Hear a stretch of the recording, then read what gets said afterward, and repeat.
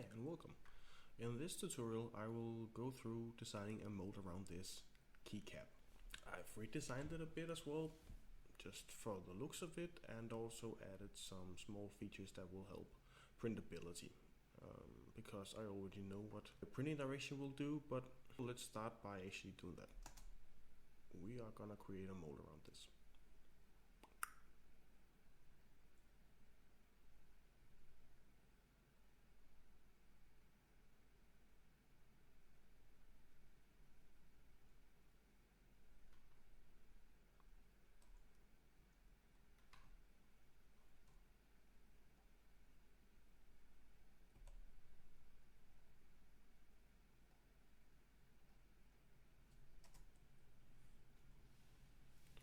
So let's just see how it looks. So this is the part and how it's orientated. Let's start here.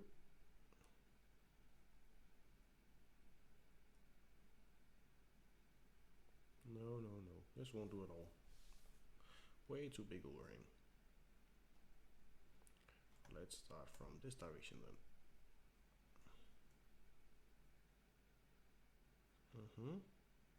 Yeah, that's fine. But then we have this big overhang, which is the bottom of the pot, and that won't do. So let's see the bottom of it. What I'm looking for is to see if there's anything that comes up out of nowhere, because that's not good. So this is the best option we have, unless we're gonna do a split mold, and we won't get to that just now. So as you can see, everything checks out except for perhaps this part here, which I can show you. This surface here, because that's a pretty big overhang, and that's why I added these two perforations. Just they work as support bars inside of the cavity itself. And since this is just for teaching, this part won't really have a purpose outside of this exercise. So, okay. Yeah, so we begin by adding the vents. Of course we need vents here, here, and boom. Now we have that. It's fine. Draft is always good if it's possible.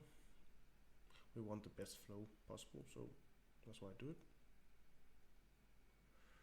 Let's see, now I've begun the gating over here. So this is gonna be the gate. And now vents top. So right now it moves this way and this way. That's good. But that's probably need something out here as well. Let's see if that doesn't show up at some point. It does.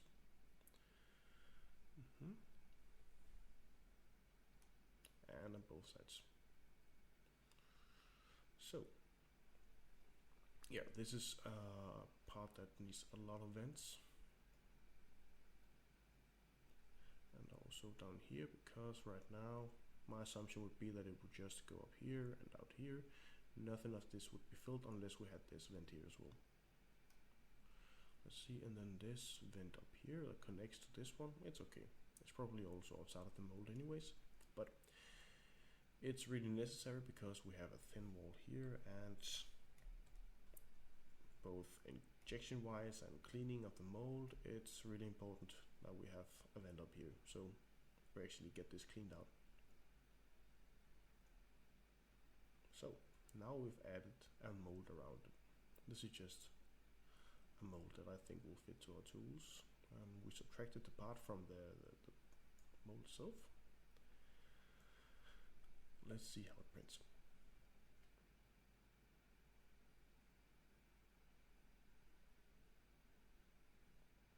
Check this section down here. It should be good, but well, there is a possibility that we will see some overhangs that doesn't look very good here. So you have to decide for yourself if you can live with that.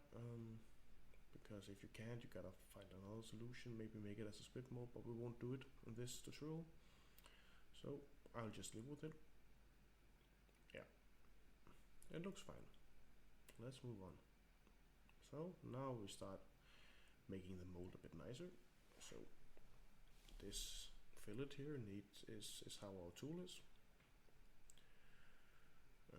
So I added this rim here just for a better closure for when the tool close in the injection molding machine.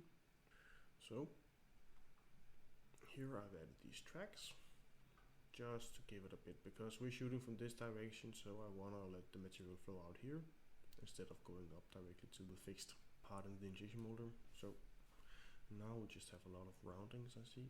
This goes for all of them. Not very critical, but I like to do it just for the sake of it. And that's basically it. Now we have a mold ready for injection molding. Thanks for watching.